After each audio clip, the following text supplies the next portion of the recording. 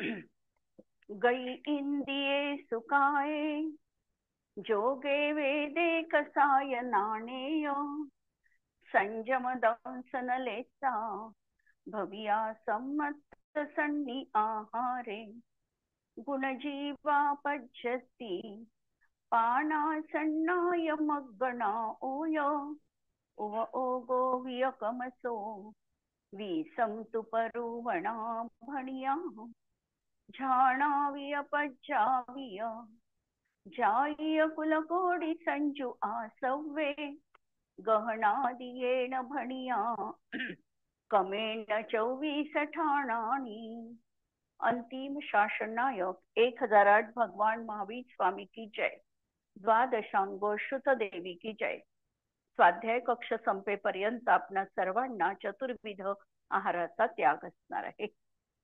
आम्ही बघतो आहे 24 ठाणा अंतर्गत प्रकरण आमचं सुरू होतं अप्रत्याख्यानावरण कषायाचं. अप्रत्याख्यानावरण कषायाचा उदय ज्या जीवांना आहे त्यांनी अनंतानुबंधी तर नष्ट केली, पण अप्रत्याख्यानावरणाचा उदय विद्यमान आहे असे जे जीव आहे हे जीव चतुर्गतीमध्ये असू शकतात. शिवाय ते तीनही वेदवाले असू शकतात. क्षायोपक्षमिक सम्यक्त्वामध्ये त्यांना मिथ्यात्व आता राहणार नाही आणि सासाधन सम्यक्त्व त्यांना राहणार नाही. बाकीची 4 सम्यक दर्शन म्हणजे क्षायिक, क्षायोपशमिक, औपशमिक आणि मिश्र अशा प्रकारचं सम्यक्त्व त्यांना राहू शकतं. आणि या 4थ्या गुणस्थानामध्ये जो जीव प्रवेश करतो या जीवाच्या जीवनामध्ये आज तागायत घडलेली नव्हती, अनंतानुबंधी असताना घडलेली नव्हती अशी गोष्ट आता संभवनीय होऊ शकणार आहे. ती म्हणजे या गुणस्थानापासून म्हणजे अप्रत्याख्यानावरणाचा उदय असला तरी देखील तीर्थंकर प्रकृतीचा बंध त्या जीवाला प्रारंभ होऊ शकतो. जी पहिल्या गुणस्थानात अबंध प्रकृती होती, जिचा बंध होणं संभव नव्हतं, ही प्रकृती जेव्हा जीव सम्यक्त्व प्राप्त करतो तेव्हापासून त्याला आता तीर्थंकर प्रकृतीचा बंध होऊ शकतो. सगळ्यांना होईल हा नियम नाही आहे. ठराविक लोकांनाच होणार आहे तीर्थंकर प्रकृतीचा बंध, पण 4थ्या गुणस्थानापासून मात्र ही प्रक्रिया सुरू होऊ शकते. शिवाय हा जो जीव आहे 4थ्या गुणस्थानामध्ये यांनी एकूण 41 प्रकृतींची बंध विच्छुत्ती केलेली आहे. परत वापस तो पहिल्यात आला तर त्याला परत बंध प्रारंभ होईल, परंतु जोपर्यंत त्याचं सम्यक्त्व कायम आहे तोपर्यंत 41 प्रकृतींचा त्याला बंध होणार नाही. म्हणजे त्याला 41 प्रकृतींच्या माध्यमातून होणारी संवर आणि निर्जरा आहे. म्हणजे पहिल्या गुणस्थानामध्ये बंध विच्छुत्तीच्या 16 प्रकृती आणि दुसऱ्या गुणस्थानामध्ये 25 प्रकृती असा त्याला बंध होणार नाही.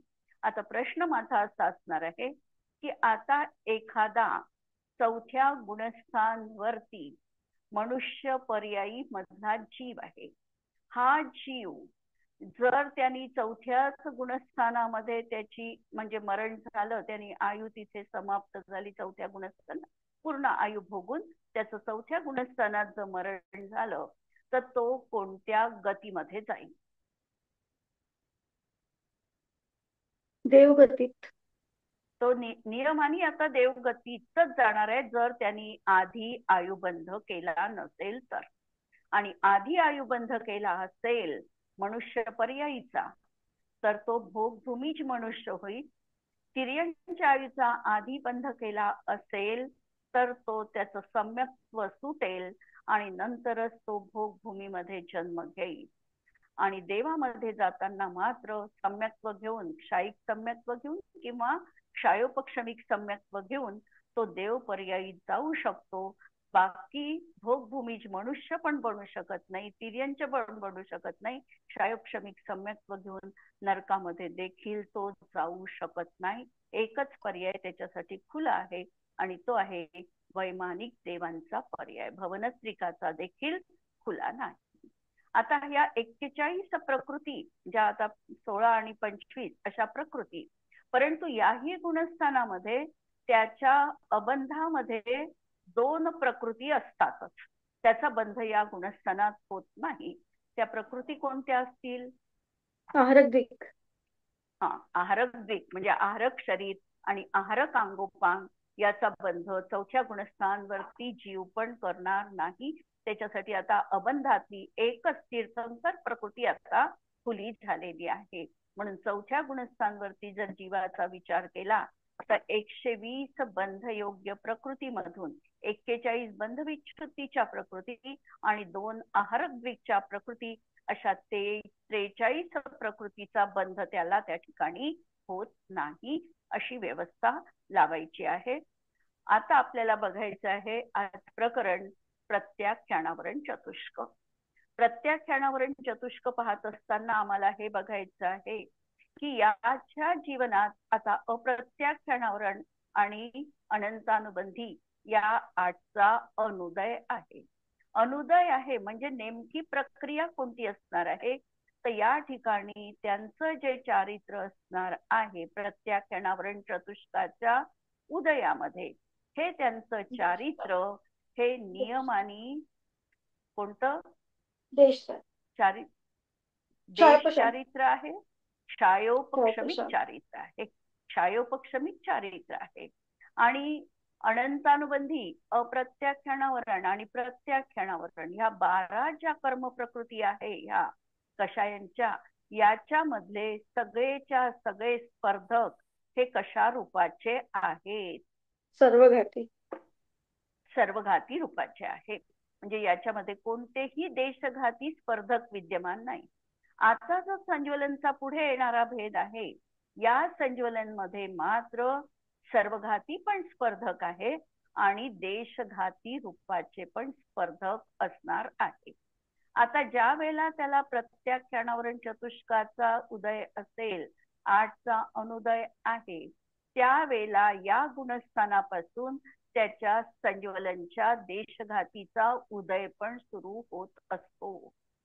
आतापर्यंत चौथ्या गुणस्थानापर्यंत संज्वलनच्या पण सर्वघातीचा उदय होता, पण जसा तो 5व्या गुणस्थानात म्हणजे प्रत्याख्यानावरण चतुष्क त्याचा आता उदयात आहे आणि देश संयम तो पालन करत आहे, अशा जीवाला प्रत्याख्यानावरण चतुष्कच्या सोबत संज्वलनच्या देशघातीचा उदय पण सुरू झाला.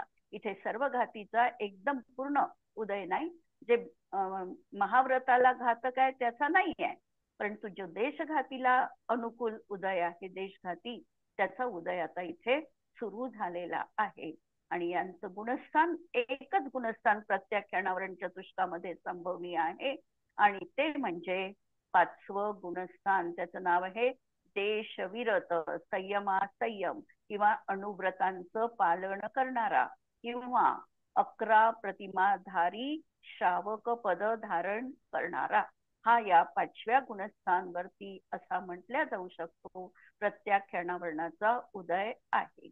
आता याच्यामध्ये आपल्याला या 24 ठाणा लावायच्या आहे. गती कोणती राहील या जीवांची? मनुष्य आणि तिर्यंच. मनुष्य आणि तिर्यंच राहणार आहे. आणि हा तिर्यंच आपण जो घेतलेला आहे, हा 2 ठिकाणचा तिर्यंच आम्हाला चालतो.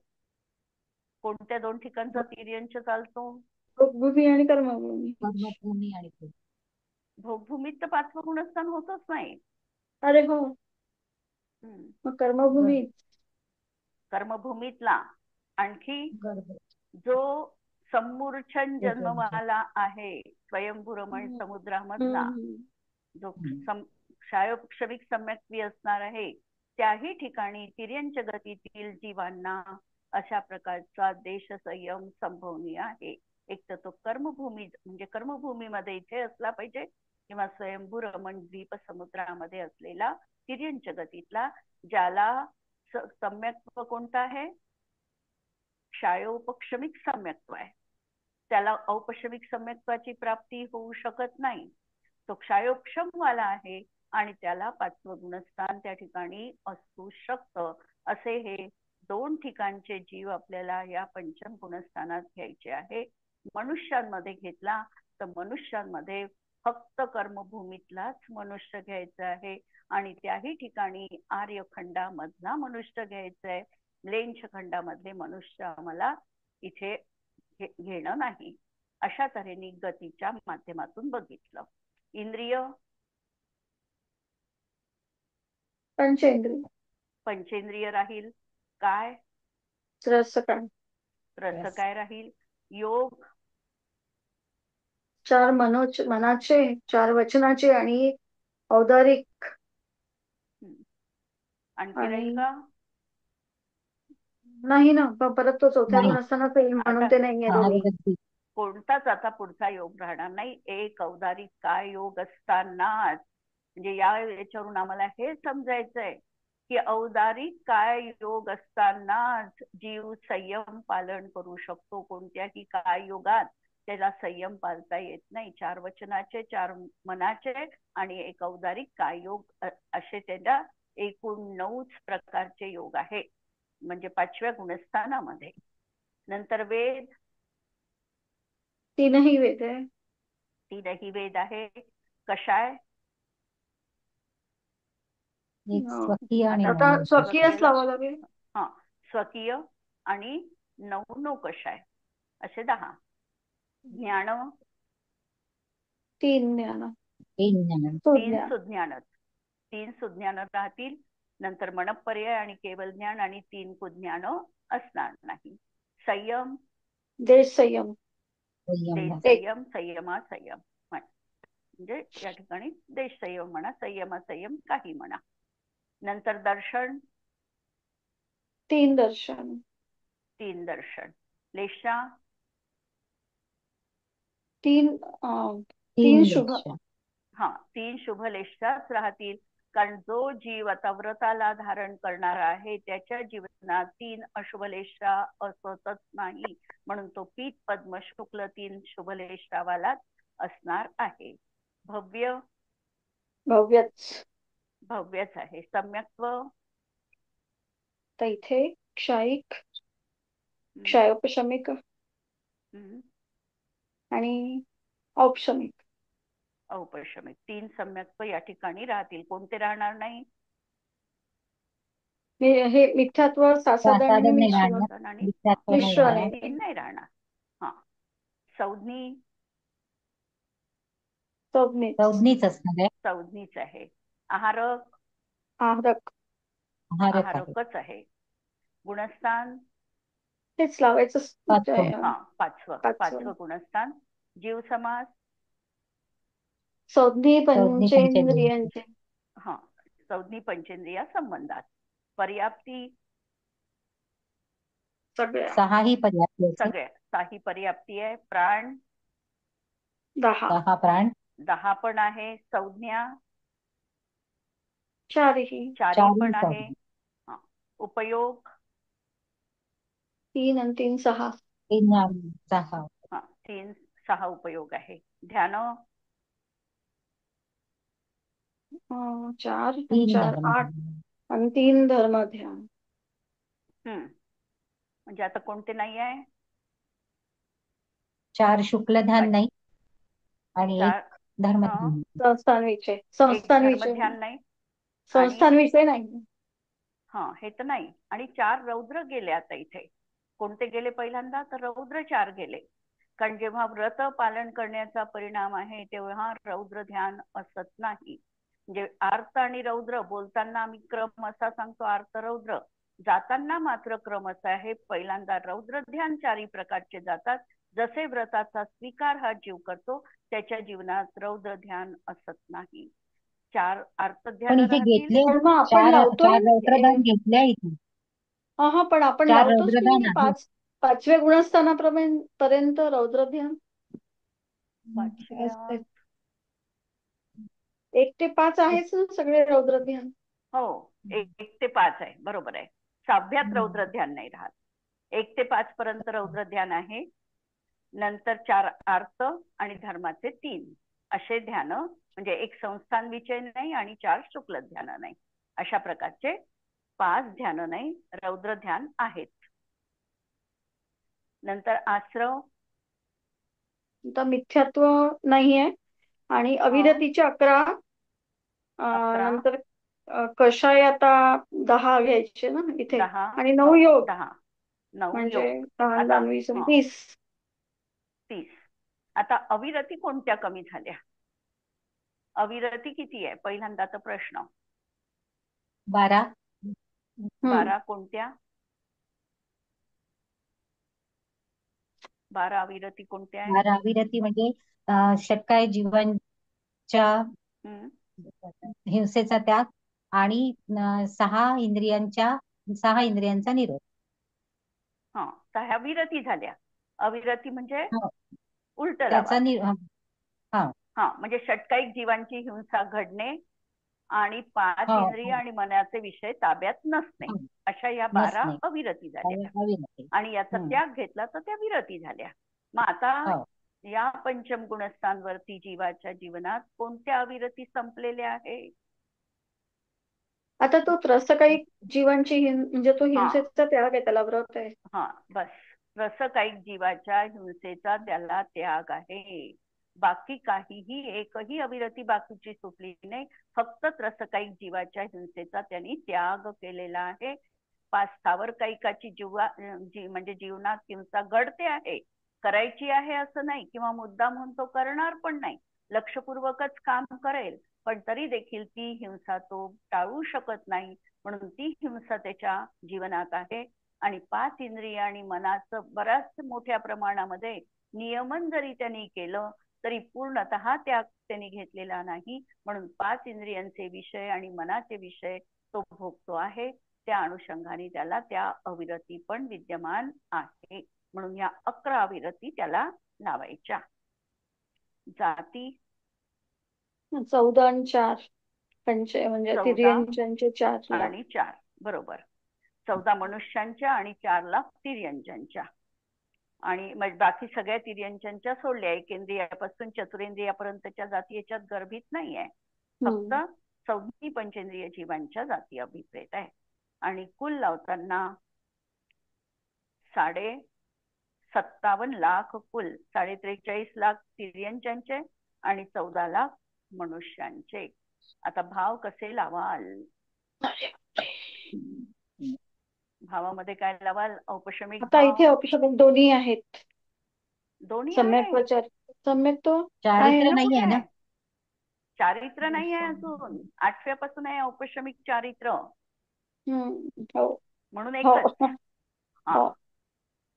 सम्यक्त्व 1, नंतर क्षायिक तसंच लावायचं एक सम्यक. हा, क्षायिक मध्ये पण एकच. क्षायोपशमिक मध्ये आता इथे ज्ञान 3 ज्ञान, 3 ध्यान आणि 3 दर्शन, 5 लब्धी आहेत. सम्यक्त्व आणि देश संयम. म्हणजे किती झाले? 3 आणि 3 6 आणि 7 8 आणि 5 13. इतके क्षयोपशमिक भाव आहे. औदैक भाव गती 2 गती, एक चारी पण आहे. चारी पण लावायचे. एक ना? नाही, चारी लावायचे. कारण कशा आपण एकच क्रोधमान माया लोभच नाही, क्रोधमान माया लोभच लावतो ना आपण. इथे एकच लावतो ना आपण. नाही, पण भाव पाहतोय आपण, 24 स्थानातला नाही पाहतो ना, भावात पाहतोय ना, म्हणून चारी कशाला लावायचे? क्रोधमान माया लोभ आहे ना. वेद 3ही मिथ्यात्व काढून टाकायचं. अज्ञान आहे. असंयम आहे, अजून पूर्ण संयम नाही. थोडा संयम आहे, थोडा असंयम आहे, म्हणून असंयम, असिद्धत्व आणि लेशा 3 कट करायच्या. 3 लेशा, शुभलेशा. अशा प्रकारे औदैक भाव राहील. पारिणामिक भावामध्ये आता 2च राहतील, जीवत्व आणि भव्यत्व. अशा रीतीने हे भाव आपण बघितले. आता प्रत्याख्यानावरण कशाय किसे कहते है. प्रत्याख्यानावरण कशाय कशाला म्हणतात? की ज्या कषायांचा उदय असताना सकल संयमाची तर प्राप्ती तो करू शकत नाही, परंतु त्या ठिकाणी अणुव्रतांचं पालन मात्र असू शकतं, अशा तऱ्हेचा जो कषाय आहे हा हे प्रत्याख्यानावरण कषाय म्हणजे जिसके उदय से सकल संयम स्थिति या सकल संयम को धारण नहीं कर सकता यह समस्त प्रत्याख्यान का, प्रत्याख्यानचा अर्थ काय? त्याग. त्याग म्हणजे सकल प्रत्याख्यान का म्हणजे संपूर्ण त्यागाला आवरण करणारी जी कषाय ही प्रत्याख्यानावरण कषाय. तर तो या ठिकाणी क्रोधादी कषाय आहे. म्हणून प्रत्याख्यानचा अर्थ इथे महाव्रत आहे आणि उसका आवरण करने वाला प्रत्याख्यानावर्णीय कषाय कहा है. ठीक है.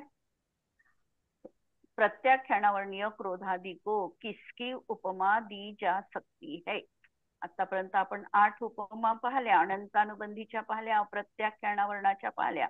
आता प्रत्याख्यानावर्णासाठी 4 दृष्टांत आचार्य देणार आहे.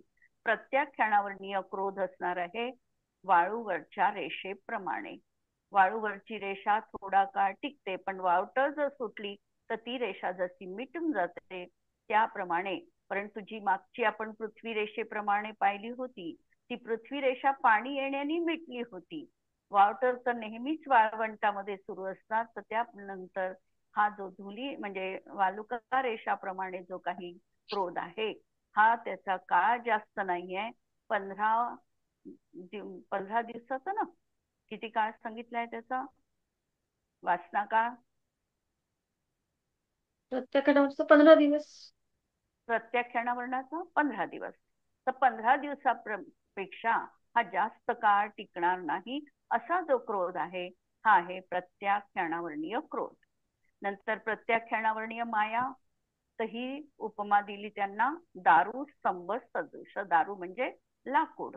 लाकूड प्रमाणे जो आहे लाकडाप्रमाणे कडक तो असा प्रत्याख्यानावरण मान असणार आहे. त्या मानापेक्षा हा मान कमी असा आहे, झुकणारा आहे थोड्याफार प्रमाणामध्ये.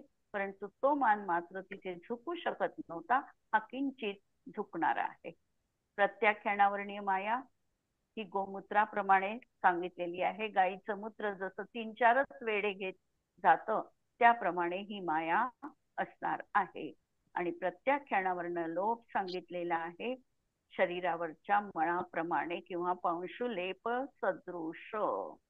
उदाहरण स्पष्टीकरण केलेलंच आहे खाली. धूली रेखा सदृश क्रोध कैसे होता है? यथा नदी में पुलिन आदि में वालुका राशि के मध्य पुरुष के प्रयोग से अथवा अन्य किसी कारण से उत्पन्न हुई रेखा जिस प्रकार हवा के अभिघात आदि दूसरे कारण द्वारा शीघ्र ही पुनः समान हो जाती है, अर्थात रेखा मिट जाती है, इसी प्रकार यह क्रोध परिणाम भी मंद रूप से उत्पन्न होकर गुरु के उपदेश रूपी पवन से प्रेरित होता हुआ अतिशीघ्र उपशम को प्राप्त होता है. म्हणजे हा क्रोध अनंत काळ किंवा 6 महिने एवढा सुद्धा हा क्रोध जीवनात टिकू शकत नाही. थोडंसंही त्याला काही थोडंसंही निमित्त कारण मिळालं तरी देखील हा क्रोध नष्ट होतो, किंवा निमित्त कारण यदा कदाचित मिळालं नाही तरी तो स्वतःच समुपदेशन करून देखील या क्रोधाची अग्नी मिटवू शकतो. दारू स्तंभ सदृश मान, इस मान में इतनी कठोरता आ जाती है जितनी गीली लकड़ी में आती है. फलतः जब ऐसा जीव रूपी काष्ठ ज्ञान रूपी तेल से सरोबर कर दिया जाता है उसके उपरांत ही वह सरलता से झुक सकता है. ओला लाकूड जसं थोड्या प्रयत्नांनी वाकवू शकतो त्याप्रमाणे हा क्रोध दारूस्तंभ सदृश मान त्या ठिकाणी आहे. गोमूत्र सदृश माया, इस माया की तुलना चलते हुए बैल के मूत्र से बनी टेढ़ी मेढ़ी रेखा से होती है. परिणाम यह होता है कि उसकी सभी चेष्टाएं बैल के मूत्र के समान आधी सीधी और आधी कुटिल एवं कपटपूर्ण होती है. म्हणजे एवढाही दुसऱ्याला त्रास द्यावा, उपद्रव व्हावा किंवा दुसऱ्याचं अतोनात नुकसान व्हावं अशा प्रकारची माया यांच्या जीवनात होत नाही. कदाचित थोडीफार प्रमाणामध्ये दिसली तरी अंतःकरण परत सरळ होतं आणि ही माया जीवनात टिकू शकत नाही. आणि पांशुलेप सदृश लोभ, जिस प्रकार पैर में लगा धूली का लेप पानी के द्वारा धोने आदि उपायों द्वारा सुखपूर्वक दूर किया जाता है वह चिरकाल तक नहीं टिकता, उसी के समान उत्तरोत्तर मंद स्वभाव वाला यह लोभ का भेद भी चिरकाल नहीं ठहरता। यह अप्रत्याख्यानावरण लोभ के अनंत गुणाहीन सामर्थ्य वाला होता हुए थोड़े से प्रयत्न द्वारा दूर हो जाता है। इस लोभ वाला प्राणी जैसे ही आत्मा को शास्त्राभ्यास रूपी जल से भली भांति धोता है, तत्काल इस लोभ का नामो निशान ही नष्ट हो जाता है। हा लोभ देखील त्याच्या जीवनामध्ये भेद विज्ञानाला सुरुवात झालेली आहे। क्रिया करत असताना तो प्रति समय सजग आहे। जरी तो वरपांगी क्रिया करत असला तरी देखील अंतरंगामधून परवस्तू माझी कधी जीवनात होऊ शकत नाही, परामुळे मी सुखी दुःखी होऊ शकत नाही, ही त्याची अभिप्रायामधली श्रद्धा अत्यंत दृढ झाल्यामुळे परिग्रहाचा लोभ त्याच्या जीवनात त्या ठिकाणी राहणारच नाही। असला तर तो थोड्याफार प्रमाणामध्ये राहील आणि लगेचच त्याला जाणीव होते की ही माझ्यासाठी परवस्तू आहे, ही आत्म्याची कधी होऊ शकत नाही। जर साता वेदनियाचा उदय असेल तर ती मला सुखपूर्वक प्राप्त होईल आणि असाताचा वेदनियाचा उदय असेल तर मी कितीही प्रयत्न केले तरी ती वस्तू मला प्राप्त होऊ शकत नाही। ही अंतरंगातली भावभासना त्याची निरंतर कायम असल्यामुळे हा लोभ त्याच्या जीवनामध्ये जास्त काळ टिकू शकत नाही। म्हणजे प्रत्याख्यानावरणाच्या क्रोधाची अशी ही त्याची सुखपूर्वक निवृत्ती जीवनामध्ये आम्हाला पाहायला मिळते।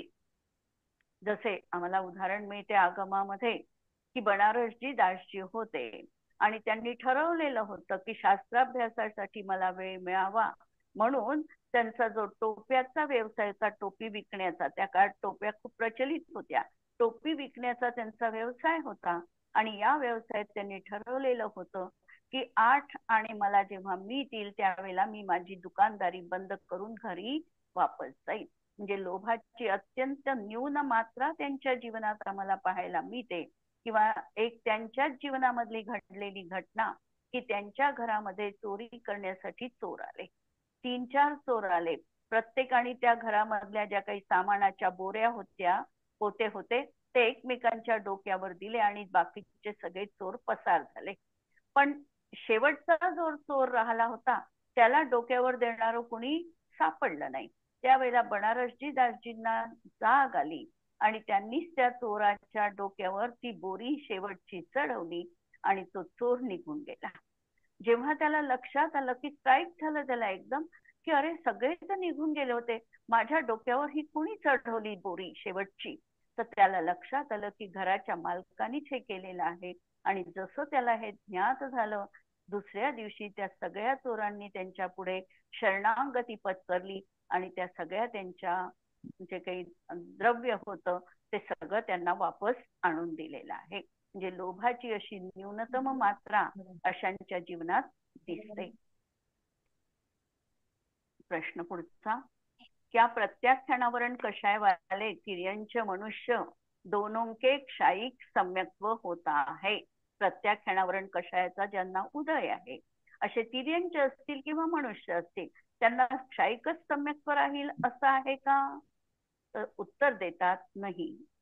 प्रत्याख्यानावरण कषाय के उदय वाले तिर्यंचों के क्षायिक सम्यक्त्व नहीं हो सकता। प्रत्याख्यानावरणाचा ज्यांना उदय आहे असा तिर्यंच गतीतील जीव असेल तर त्याला क्षायिक सम्यक्त्व होऊ शकत नाही। याचं कारण काय? कारण क्षायिक सम्यक्त्व ज्याला प्राप्त होणार आहे तो जीव कसा पाहिजे? मनुष्य पर्यायी मधलाच पाहिजे, त्यालाच क्षायिक सम्यक्त्व होऊ शकतं। तिर्यंच गतीतील जीवांना क्षायिक सम्यक्त्वाची प्राप्ती होऊ शकत नाही, म्हणून तो तर जीव तिथे नाही आहे। आणि म्हणून केवल मनुष्यों में ही क्षायिक सम्यक दृष्टि पंचम गुणस्थान को प्राप्त कर सकता है, क्योंकि तिर्यंचों में क्षायिक सम्यक्त्व भोग भूमि में ही होता है, अर्थात कर्म भूमि या तिर्यंचों के क्षायिक सम्यक्त्व नहीं होता और भोग भूमि में संयम नहीं है। इसीलिए प्रत्याख्यानावरण कषाय वाले तिर्यंच क्षायिक सम्यक्त्व नहीं हो सकता, त्यांना क्षायिक सम्यक्त्व होणार नाही. आणि मनुष्य गतीमधला जीव असेल, 5वं गुणस्थान असेल, तरीही त्याला क्षायिक सम्यक्त्व असलंच पाहिजे असं नियम नाही. आज पंचम काळात आम्ही कितीतरी जीव असे पाहतो की जे पंचम गुणस्थान वरती आहे किंवा मुनी अवस्थेत आहे, पण त्यांचं क्षम्यत्व हे क्षायिक सम्यक्त्व नाही. एक तर त्यांना औपशमिक सम्यक्त्व, पण याचा कालावधी कमी आहे, किंवा दुसरंच सम्यक्त्व त्यांना क्षायोपक्षमिक सम्यक्त्व असू शकतं. तर पंचम काळातील जीवांसाठी तर हीच व्यवस्था आहे.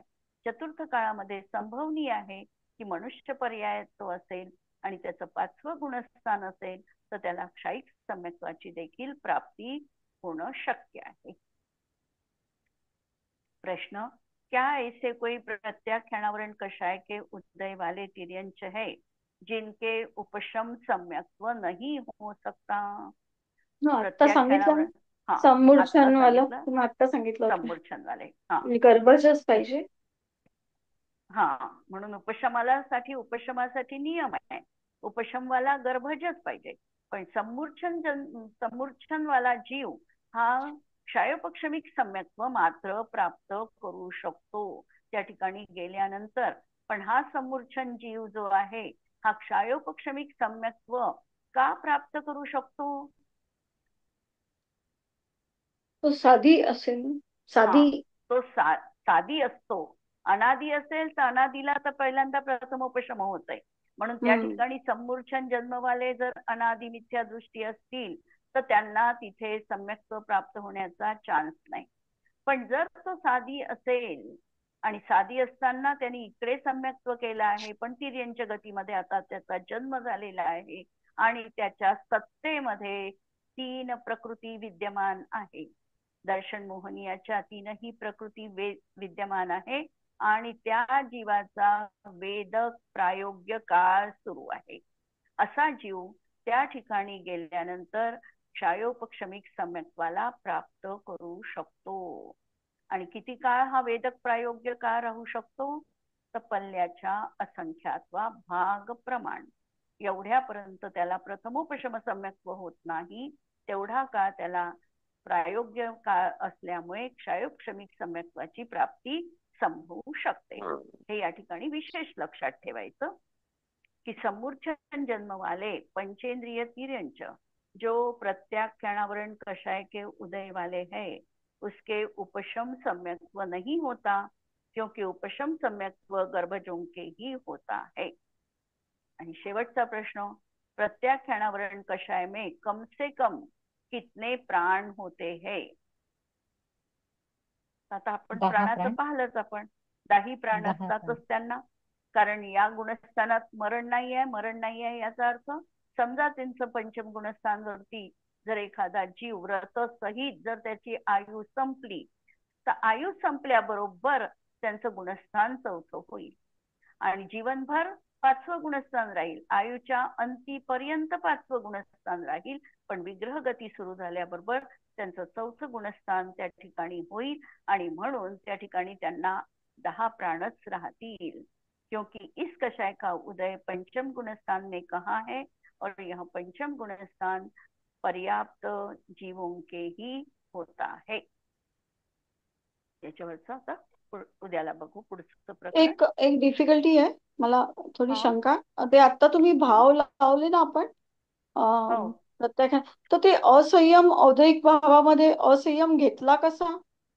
पण तिथे 4थं गुणस्थान. हो, 4थं हे पाहावं लागेल, पण मलाही थोडं पाहावं लागेल असंयम घ्यायचा की नाही. कारण ते म्हणजे मी असं गुणस्थानावरून लावलं ते, तर तिथे 5वं गुणस्थान आहे आणि असंयम देशविरत 4थं आहे. तो देशविरत आहे आणि असंयम भाव 4थ्यापर्यंतच आहे. म्हणून हा लावावा नाही लागणार बहुतेक तरी. असंयम लावावंच नाही लागणार, कारण 4थ्यापर्यंतच आपण असंयमी लावला ना. 5व्यात तो संयमीच म्हटला, म्हणून असंयम नाहीच लावावा लागणार. म्हणजे औदयिक भावातला एक भाव कमीच करावा लागेल. 2 गती, 4 कषाय, 3 वेद, औदयिक ज्ञान, असिद्धत्व आणि 3 लेशा हेच लावावं लागेल.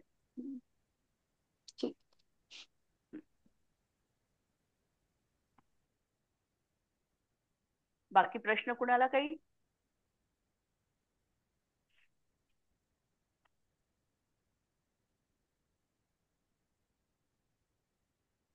स्याद्वादनय षट्द्रव्य गुण पर्याय और प्रमाण का। जड़ कर्म चेतन बंध का अरु कर्म के अवसान का। कह कर स्वरूप यथार्थ जग का जो किया उपकार है। उसके लिए जिनवाणी माँ को वंदना शत बार है। वंदना शत बार है। नमो अरिहंताणम नमो सिद्धाणम नमो आयर्याणम नमो वज्रायाणम नमो लोये सव्वसाहुनम। सर्वांना जय जिनेंद्र।